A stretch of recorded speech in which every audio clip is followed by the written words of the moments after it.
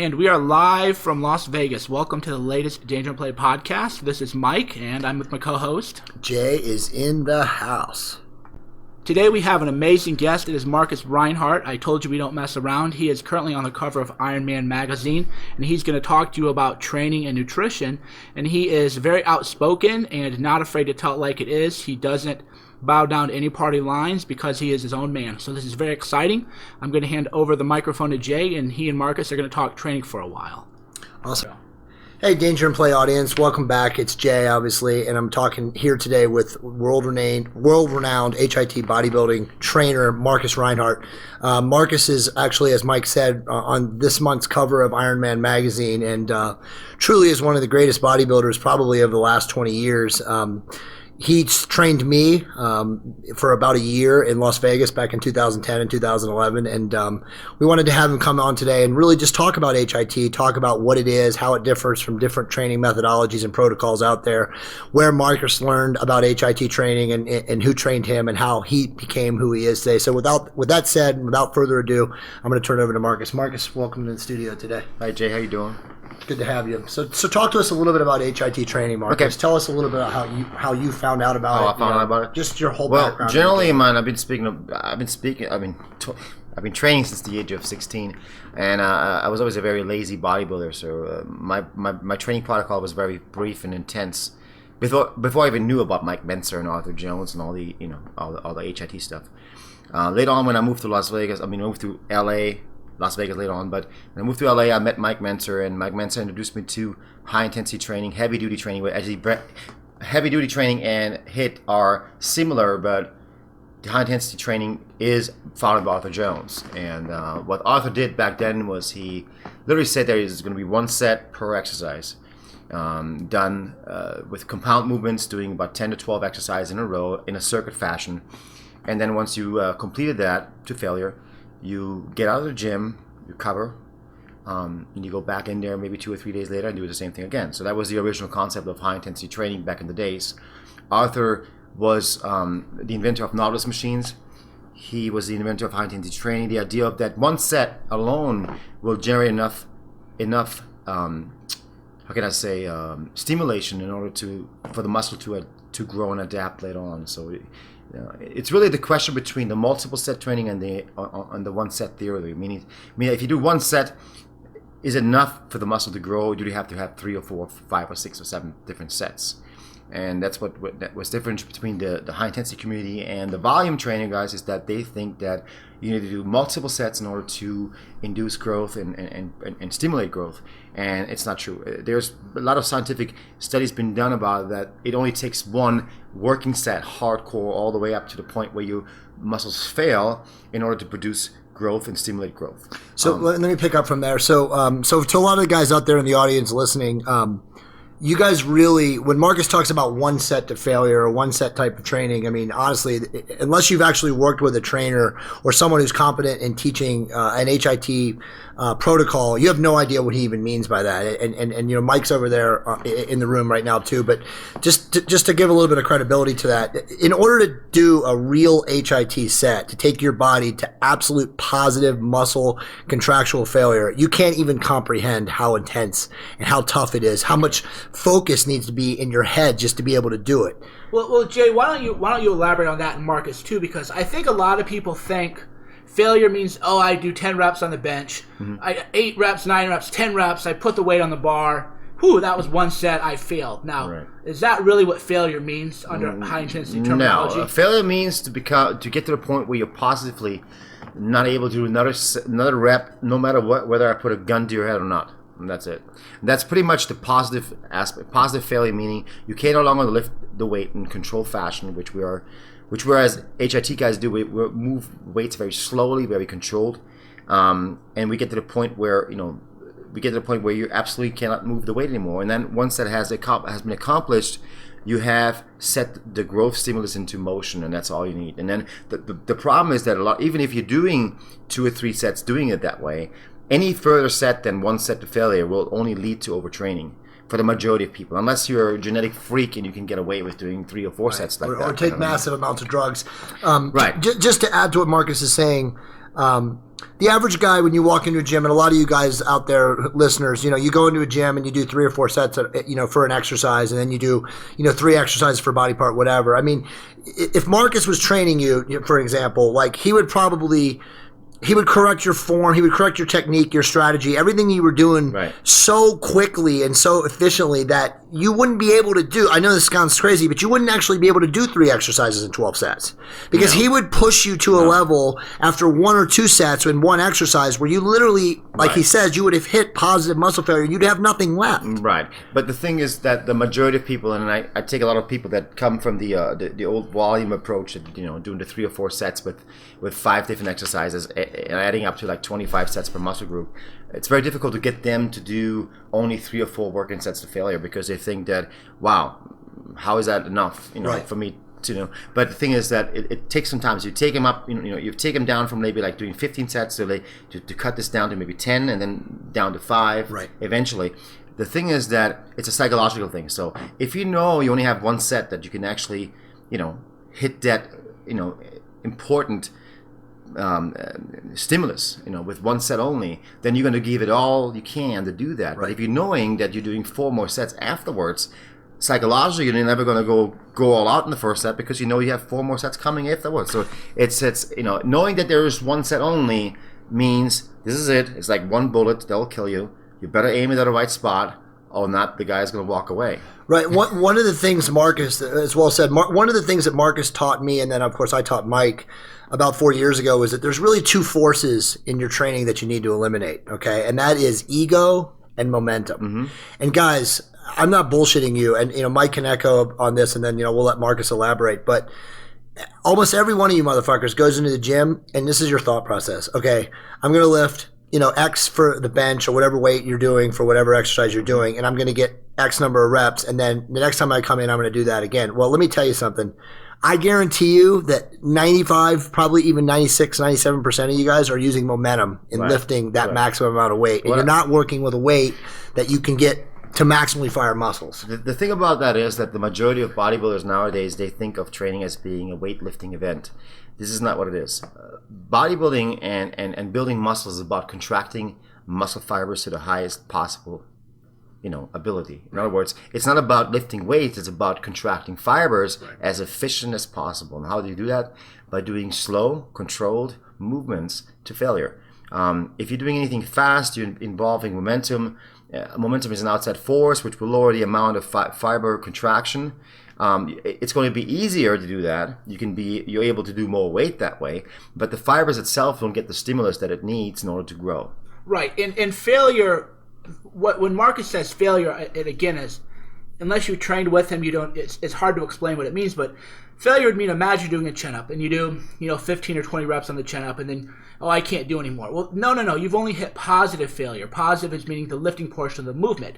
Then you have to hit isometric failure, which means you have to contract at the very top of the movement. Fully contracted position. Until you can no longer do an isometric movement. Right. And then you have to hit the eccentric movement, so then you're lowering your body until you completely lose the ability to even lower your body. Even lower. That is failure. Like yesterday, Marcus trained, he trained me yesterday, and we trained back and delts. And just to go back to like understanding a movement from a back standpoint, like Marcus will train, he may do 2 exercises, he may just do 1 exercises, and again, just take you to complete failure. But I'll give you like a sample yesterday of, we do a Nautilus pullover machine, and we go and do as many reps as I can until I get to positive failure. And then he'll help me with like 4 or 5 or maybe even 6, where it's just I'm controlling the eccentric and he's doing the positive. So he's taking my muscle to a deep road. Exactly, exactly. And then we'll stop and I'll jump up and I'll go to a close grip pull downs, a very, very, very stretch and very contracted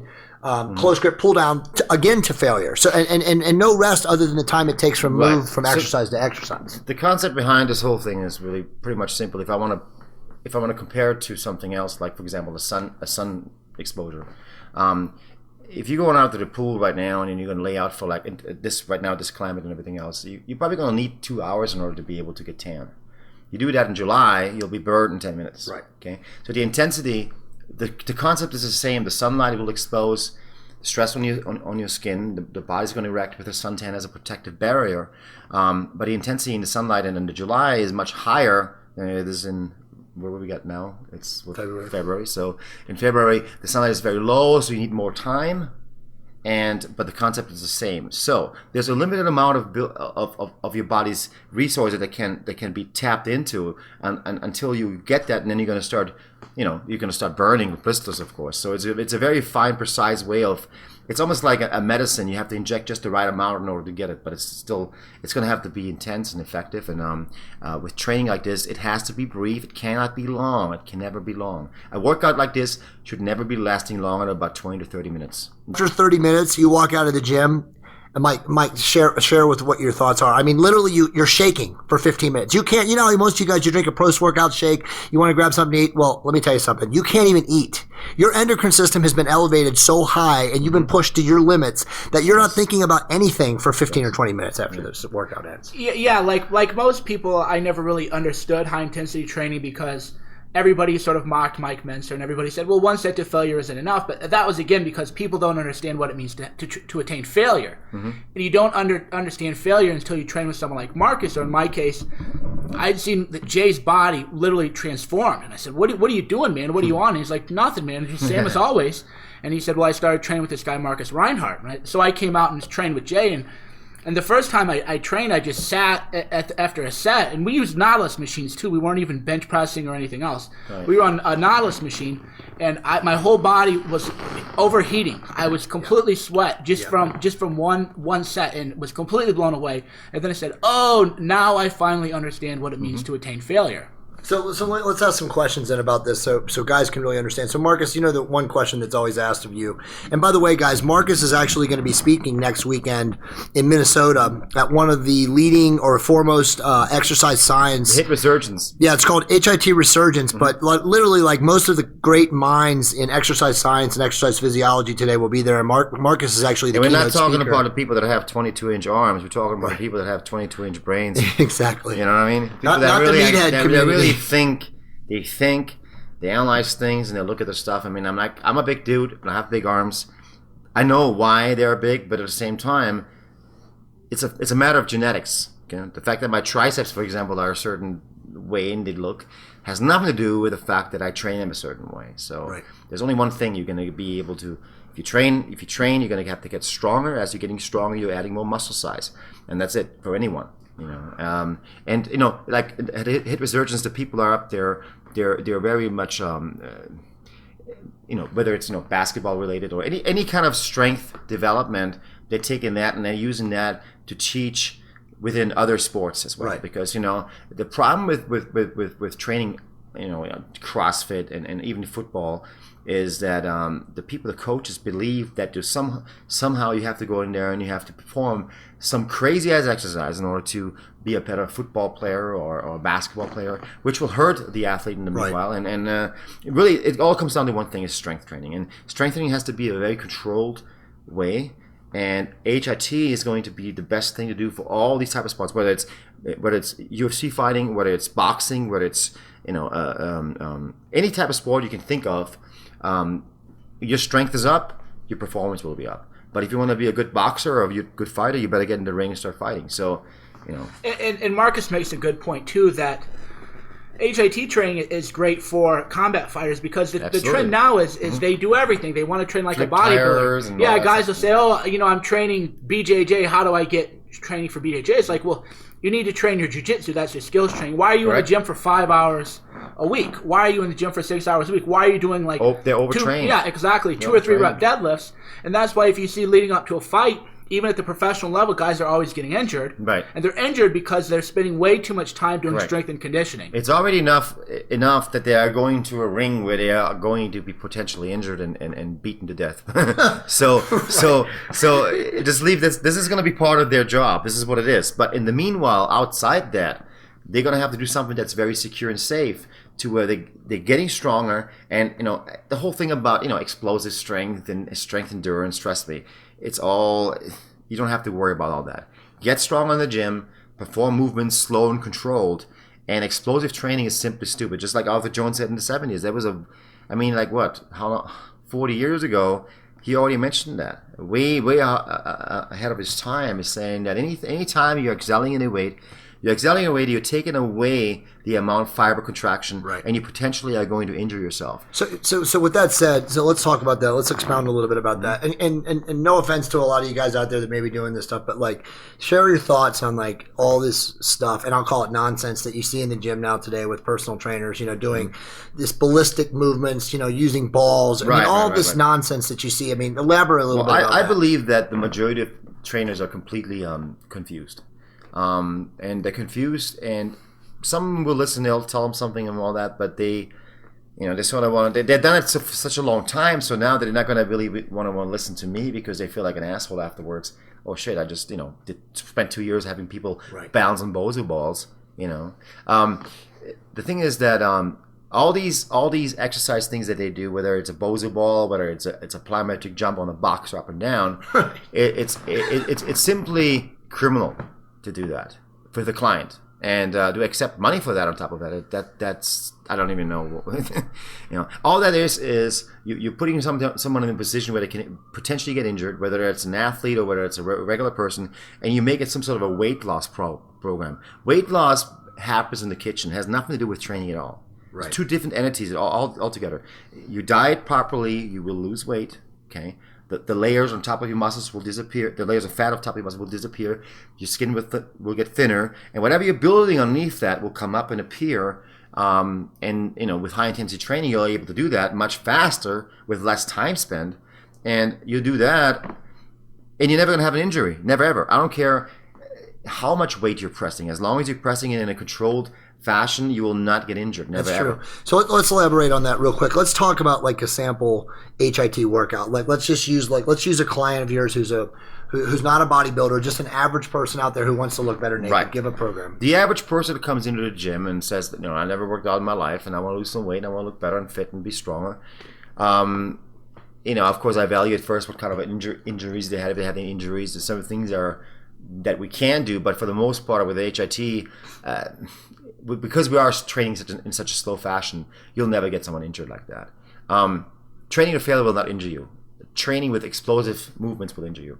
My basic concept workout is for someone like that, about 10 exercises with compound movements for the entire body. So I'll be working the entire body, just like Arthur Jones did that back in the 70s. Right. And I will train that person to about 2 or 3 times a week. Now, because of the fact that person is so new to it, and he's not able to lift a whole lot of weight, obviously he's too weak for that.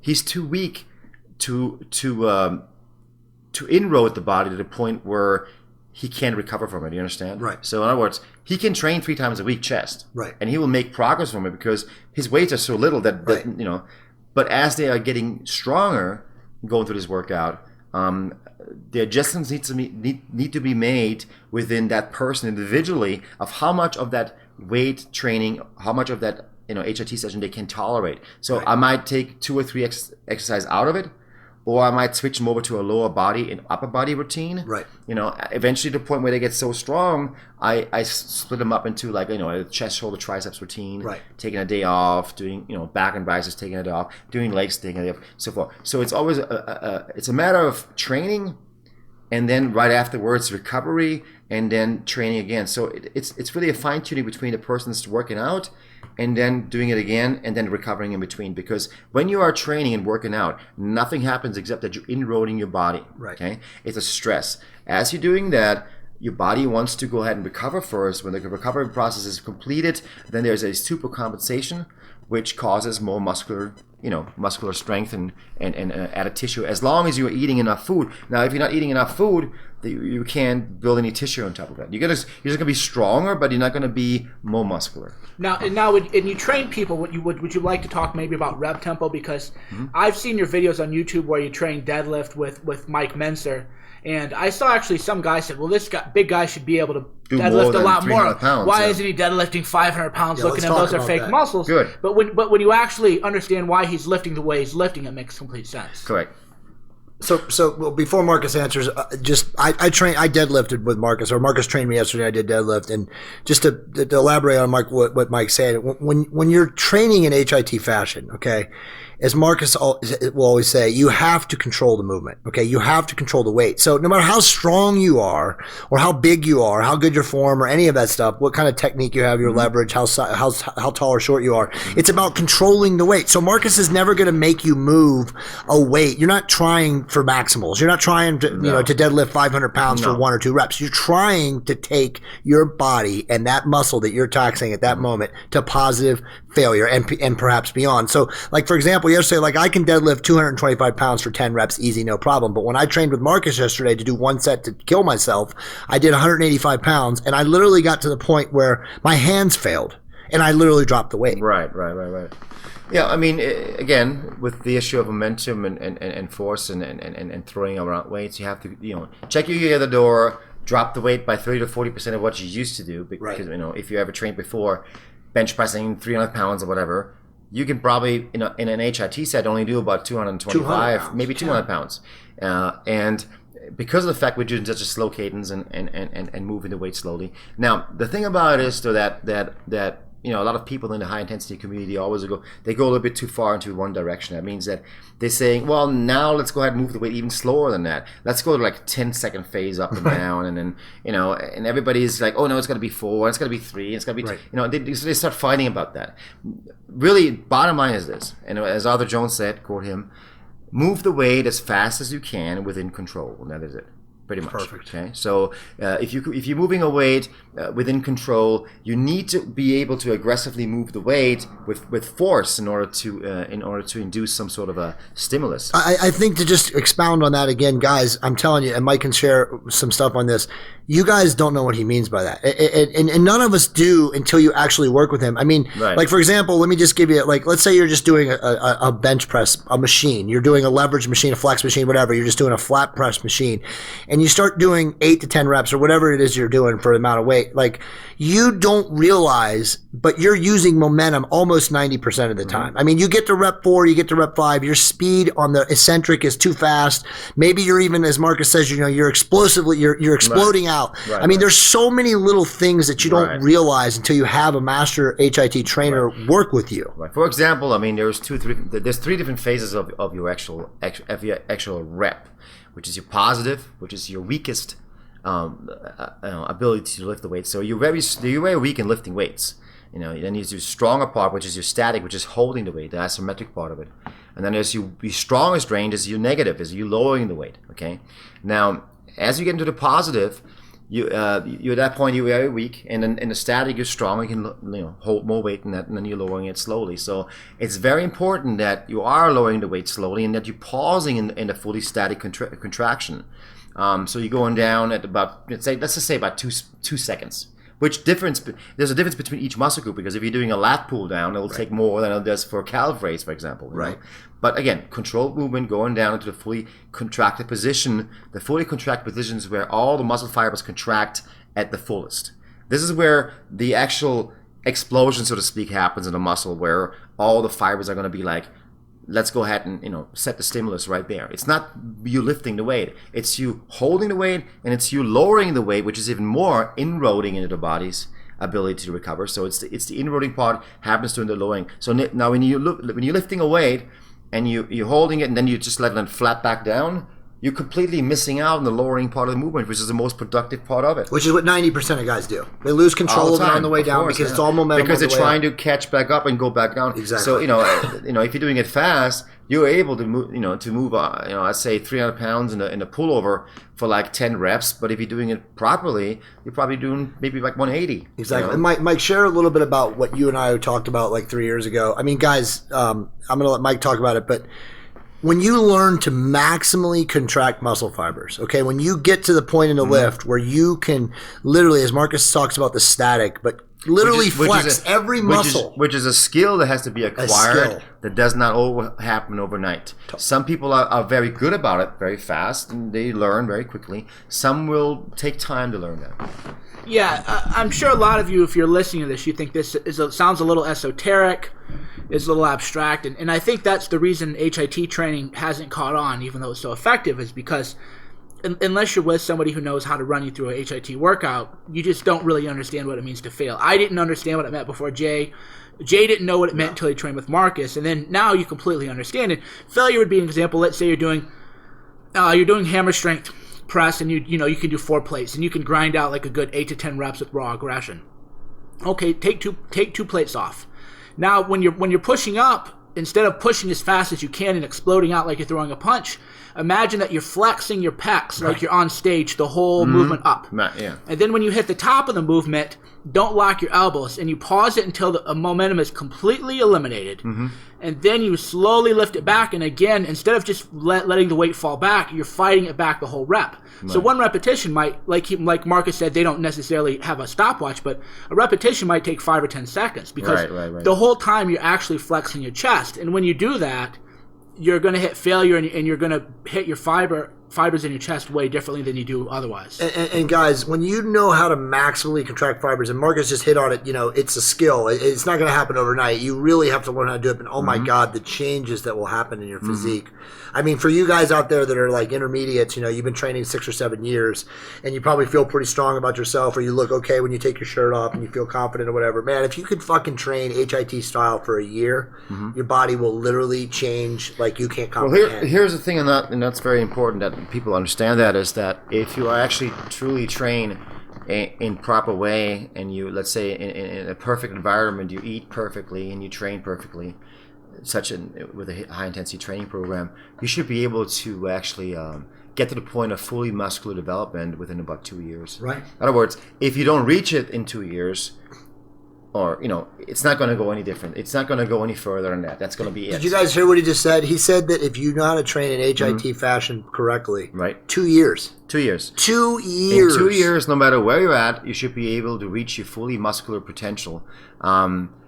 And not 15 to 20 years like you see some of the pro bodybuilders go on. And I mean, of course they are advancing and they're getting better, and sometimes you see them looking a little different and more cut and more ripped and more hard and more defined. But the thing is that they're spending a lot of time doing that. They're spending years and years of redefining all that stuff, and then if they would train properly, I believe they would get there a lot faster. And but again, you cannot really judge in high intensity training a regimen versus what they do. Now, they are huge and tremendous. They're much bigger than I am, but the fact that they are that way has nothing to do with how they train. It's all from drugs, guys. I mean, you can share. It's a mixture of course, their genetics, which is superior genetics, of course. Their discipline, their dedication to what they're doing, and the fact that they're training, that they are doing drugs, and if they are doing these type of drugs, you can get away with all these mistakes. Yes. You can get away with a lot of mistakes and a lot of high volume training, and you still will recover from it because they're such powerful drugs that allow you to do so. There's no doubt, guys. I trained for 15 or 16 years, and as Mike has already said, and I got to a level where I wasn't pro. I never won a show or anything, but I did a bunch of photo shoots. I was in magazines, but then I trained with Marcus for a year, and I'm pro level. I mean, literally, and this is at 40 years old. So I've won shows now. I've been in magazines. I mean, Marcus, there's no bullshit. I mean, if you know how to train HIT fashion, they could take a person of average genetics to elite levels, and a person of elite levels to fucking cartoon proportion. Probably. Correct. But I mean, you're never going to be able to reach the type of development you see nowadays in the magazines. It's not going to be happening, whether you train HIT or whatever you're going to do. It's not going to happen. These bodies that you see are only pharmaceutically enhanced bodies that can only exist at them. I'm not saying there's anything wrong with it. I'm not going to go ahead and say that you shouldn't be doing this, you should be doing that. Bodybuilding has gotten to the point where you have to do it in order to win a show. And it's because of the audience requires, or they want to see the freaks, and there's no, if you're ever going to go back to natural bodybuilding and the aesthetic lines of a Steve Reeves, nobody will be in the auditorium watching it because you can't go back. It's like watching a Formula One race. Right. They don't want to, they don't want to see the slow freaking car drive around. You know what I mean? They want to have the fastest damn cars up there. They don't care whether these guys get killed out there. Right. And that's what it is. It's just always a sport. So now, people go to steroids in the sport. As a normal person, if you are training, you do not have to take steroids to build muscle. You have to have a proper training regimen, a proper balanced diet behind that, and allowing yourself to recuperate in between those workouts. And not going to the gym with this idea of the more is better, but the precise amount is what is needed. The precise amount of training, recovery, and that's what it all. That's So what it all. it's a boils precise down to. amount. Let's stick on that for 1 second. Then I want you to talk a little bit about your nutrition and what you believe in nutrition, because you have a lot to say on that. But so let's take a 30-year-old guy who listens to this show, who's 5'10" and weighs 170 pounds, and he's been training volume, for the most of his life, and he just started taking HRT, so he's like taking 250 milligrams of test a week or something like that. What kind of protocol would you have him on? Give us a sample workout for a guy who wants to add, his nutrition being good. He's already been training for 7 or 8 years, so he's a little bit beyond a mirror me, and now he's using testosterone at 250 milligrams a week. How would your workout program be for him? Okay, well, first of all, I would evaluate his ability to train hard and intense. Right. Now, if he comes in there and I will take him through a workout, he's never been used to any of that training. I would do more volume. I would do more sets. Right. And I would do that because I want him to acquire the skill of training properly. Right. And as he's acquiring the skill of training properly, I will start reducing the amount of sets later on as he's getting better at it. So a couple of weeks, maybe. Let's just say 2 weeks of doing 2 or 3 sets per exercise. Right. Keeping the exercise between 4 or 5 per. If you're doing a split like a chest shoulder tricep split, for example, maybe 5 exercises, 2 or 3 sets. That's it. Right. But the intensity is not so much what I'm trying to push at that point. I'm trying to push his skill ability to become skilled at what he does, and then later on start dragging it down to the minimum amount, which is 1 set to failure. And having that 1 set of failure when he absolutely fails now, and I'm a good judge of that. I can see where he's at. That's true. You know what I mean? I can see, is he pulling the weight correctly still? Is it just going to be some sort of a crippled type of movement? You know what I mean? Right. So you got to adjust. There's many variables about that. And when you see that getting to a point of failure, then you're done. You get to the next exercise. You do that as well. So about 2 or 3 weeks. Anybody that that I take into my workouts, I always start getting him into that higher volume approach, and then I start taking that down.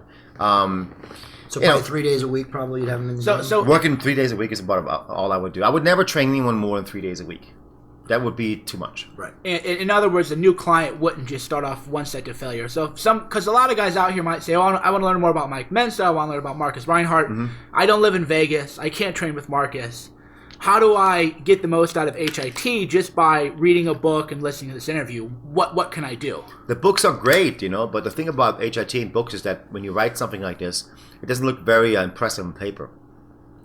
And also, it doesn't teach you the amount of intensity that it takes, and the whole entire thing about the forearm and all that stuff. Yeah, because I read it Heavy Duty back when I was 23 or 24, and so did Mike. And I'm sure a lot of you smart guys have read Heavy Duty, and we're like, oh, wow, I experimented with it in the gym. But let me tell you, you didn't know what the fuck you were doing, okay? I didn't know what the fuck I was doing. Mike didn't know the fuck Well, I was doing. I read it too. Yeah, I mean, none of us until you actually can learn from an HIT master trainer can do jack shit when it comes to HIT training. And Markus, as he said a little bit before, he really can understand. He's been in the business for 20 years. He's worked with so many different people and so many different types of bodies. He can look at you and he can tell you, where you need changes, where you need to tweak, where you need improvements and stuff like that. So, again, a competent master trainer, which there are not many of them out there, as Mike's talked about a million times before. When you have someone like that to work with you, it's really too hard to put into words, how meaningful and how much it can help. Are there YouTube videos, or are we just going to say everybody listening to this is fucked? YouTube videos? Well, imagine a guy says, "Hey, this sounds great. I want to try it. I can't train with Markus. There's nobody good where I live. What do I do? Well, there's a couple of different things. There's some YouTube videos out there. I have a channel on YouTube, /Mr. High Intensity. That's my channel. I put on a lot of videos about form and how to execute certain movements. I got a website, MrHighIntensity.com, which features an entire membership section full of about 85 videos now of all different types of HIIT training programs, different structures of it, clips, individual clips, and then longer, like 10, 15-minute videos of an entire workout, and explaining of some of the things, some of the tricks and things that I've learned throughout the years, past Mike Mensa, that I've adapted to it. And, so you really have to see high intensity training in action, whether it's on YouTube or anywhere. I have a DVD out right now, which is called Mr. HIIT. It's a 2-hour DVD featuring the entire beginner, intermediate, and advanced routine that I recommend for anyone that wants to start off with training, or someone that's already advanced, like Jay, for example. he would go up, right into the advanced level routine. He wouldn't go back to that other level. So, so YouTube is a great source. Of course, my website is a great source. The books itself are cool to read. Definitely awesome. Definitely read Heavy Duty 1 and 2 and The Wisdom of Mike Menser. Those are great books. But other than that, you have to actually see it in action. And then, of course, if people come to Las Vegas, I have my high-intensity training camps. They can book me for camps where I do a 3-day camp here at City Athletic Club. And Marcus can also consult with a lot of you guys. Just reach out to Mike or myself through the blog, and we can connect you with Marcus. But I mean, Marcus does do online consultations. Just before we end the show, though, I really wanted to spend a couple minutes talking about nutrition because I know. What? Okay, we have some questions too, but just real quick, I wanted to just elaborate on Marcus's, because Marcus helped me a lot with nutrition. But most of you guys out there think that nutrition is about, macronutrients and all these other things and, low carb, isocaloric, paleo, all the bullshit. I want Marcus to talk a little bit about it comes down to the amount of calories you're eating, okay? And when I say that, guys, I'm not fucking bullshitting you. It really does. I never believed it. I always thought that it was about lowering your carbs and, eating your perfect macros and blah, blah, blah. But honestly, it just comes down to how much you're eating. I don't give a shit what your genetics are, how insulin sensitive you are. It comes down to lowering your calories to a level that will allow you to lose body fat. So with that said, talk a little bit about your nutrition, like when you prep for a show. Well, I've been going through stages myself where I did the low carb diet, I did the fasting diet and all that stuff, and all those things always ended up in disaster because I listened to the wrong people. And the only time I ever really got into recently I've been doing well because my girlfriend Cindy Lai, with GoFitMeals.com, she's an expert on nutrition. She knows how to dial someone in for a competition, and she also preps meals for other people and delivers them here in Las Vegas. They're perfectly combined with carbohydrates, proteins, and fats. But it's really a balanced nutrition issue. It's like having a balanced nutrition, the 60% carb ratios. And I don't know if you want to tweak it up to 65 or 70, it doesn't matter. It's not such a big deal in this level. The matter is calories coming in. Eating too many calories, you're going to get fat. Okay, you cannot gain muscle by overeating. Right. You're gaining muscle by training.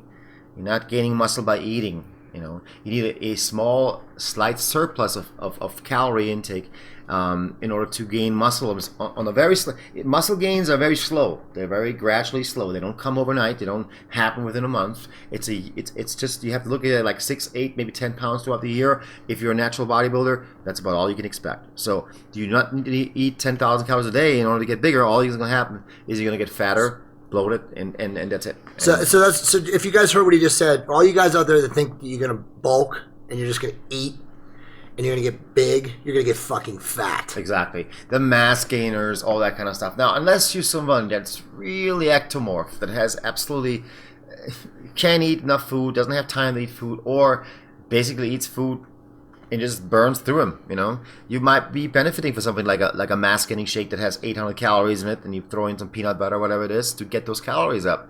But the average person wouldn't eat that. And if you're training in HIT fashion properly, you need a balanced nutrition that has a slight surplus of maybe like 150 to 200 calories a day in order to gain muscle on a consistent level. If you're doing more than that, you're very likely you're going to get fatter. Just fat. And I mean, you're going to get muscle too, but you're going to get fat at the same time. And who wants to do that? So here's some questions we have from a lot of you guys from Marcus. So with that said, Mike's going to ask. This one is from DJ Main Event, and he has 2 questions. He said, what is the best and most effective way to drop body fat? And should a workout geared towards muscular size be based solely on compound lifts? No, absolutely not. I believe that compound lifts in the past, for example, there were once of those matching exercises that build on size and strength and all that stuff. Well, in a compound lift, you are able to move more weight because you are in isolation movements. It's really tougher because you can actually injure yourself doing a pec deck with a very heavy weight. But since we are doing HIT and we're moving the weight very slow, you can use a pec deck or a cable crossover and build a great chest with it, which are probably even better than doing a bench press. There's no doubt about that. So I used to have a very weak chest. It was pretty much flat. There was nothing there. I had huge triceps, huge shoulders, but no chest. And I was bench pressing 485 pounds. Right. So I was always making that compound movement, the first movement, pressing 5, 6 with 485, and nothing happened. That damn chest would not grow. So I said, you know what? Forget it. I'm just going to put it away. Let's go ahead and do the flies heavier. Not crazy heavy, but heavier. Slow movement, controlled. All of a sudden, my chest started blowing up because now you're hitting the actually chest isolated. You're hitting the chest the way it should be. And now if you still want to do your compounds, do it at the end of that. Don't do it in the beginning. Because if you do it in the beginning, what's going to happen is your triceps will fail before your chest does. One of the things Marcus showed me, guys, and Mike and I train when we train together, we always do this now. We very rarely do a compound movement before we do a fly. Because if you pre-exhaust the muscle, your development over time is going to be so much greater because, as Marcus says, you're not going to be working your ancillary muscles. You're going to be working the prime mover. So for chest, when you're already pre-exhaust, you're literally just going to be hitting the chest fibers. Right. It's always the weak link, your arms, it's going to be in play. That when you're doing a pull down, when you're doing a chest press, when you're doing a row, your arms will be the weakest link in the chain. Your back has a tremendous amount of strength. So what happens is, in order to get that muscle, the back muscle, to actually get stimulated, you have to put a lot of weight onto it. But your arms will fail before that ever happens. So you have to pre-exhaust your back by doing, for example, a pullover movement where you're isolating your latissimus muscle to the point of where there's nothing left and you have no more strength left. Then you go into a pull down movement right after that. Best or most effective way to drop body fat?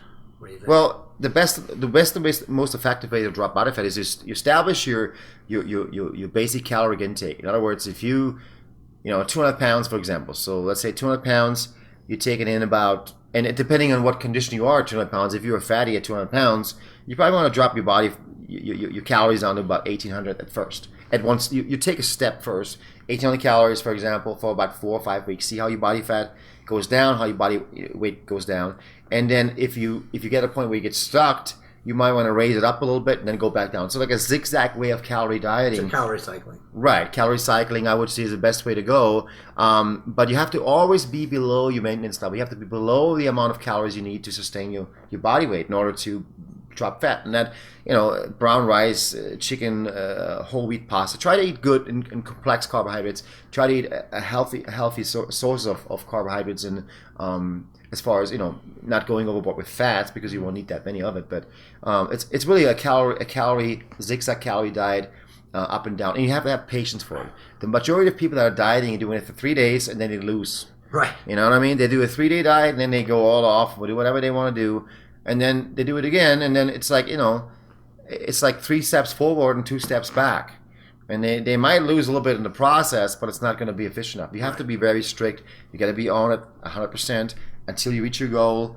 And then when you get to the point where you get your goal, you might want to have a cheat day or something like that. I don't know. Next question. So Iconoclast asks, what kind of diet should one use? Paleo, keto, combination of both? Doesn't matter.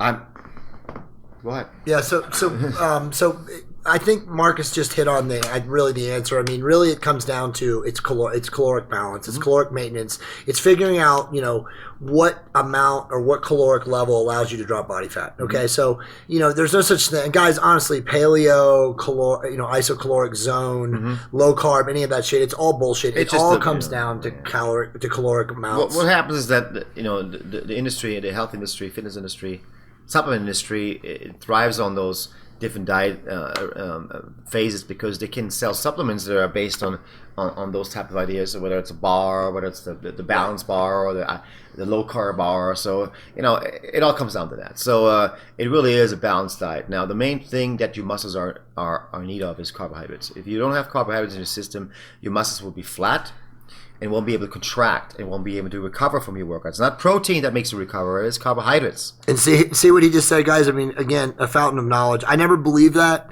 It's totally true. Once I put carbohydrates back in my diet, again, the right type of carbohydrates, you have to have carbohydrates to train. You could never train in HIT fashion without carbohydrates. Give me a fucking break. Ketogenic dieting. I mean, Mike and I can do a separate podcast on ketogenic dieting. We probably will at some point in time. But low carb dieting is truly a fad. I mean, if somebody needs to drop body weight, from water standpoint and stuff like that, over a 3 or 4 day period, they can fuck their body, and you can lower your carb intake, and you can drop water. Exactly. But there's no purpose of low carb dieting long term to build muscle and to maintain muscle. All right, last question. We got to head out. This is from Yash B. He wants to talk about, is there a difference between sarcoplasmic hypertrophy versus myofibrillar hypertrophy? So sarcoplasmic, go ahead.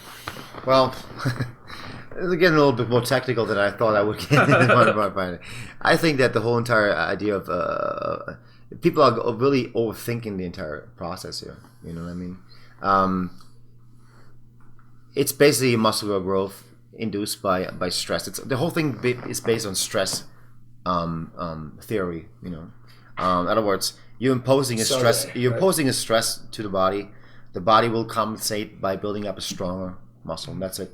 It's the same thing. You want to use the analogy of sun tanning. If you go in, if you're going out in the sun today and you're laying out for a certain amount of time, your body will build up a tan in order to protect yourself from further damage. Now, unless you get to the point where you lay out too long or too intense, and you will, of course, burn. And that's pretty much all it is. That happens with all the muscles in your body. Same thing.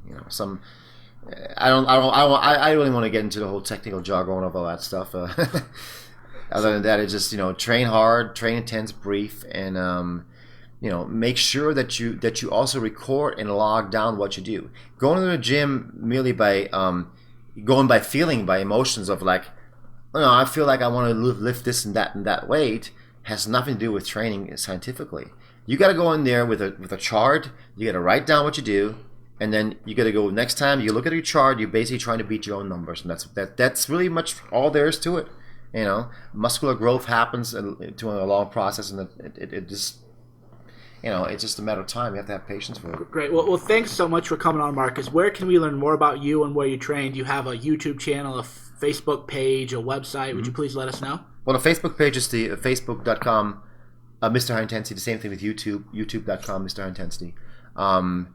And currently, I have the DVD that's out there. There's a Mr. Hit DVD. It's a 2-hour DVD. I do online Skype consultations, so if you guys want to talk to me live, you can do that through my website.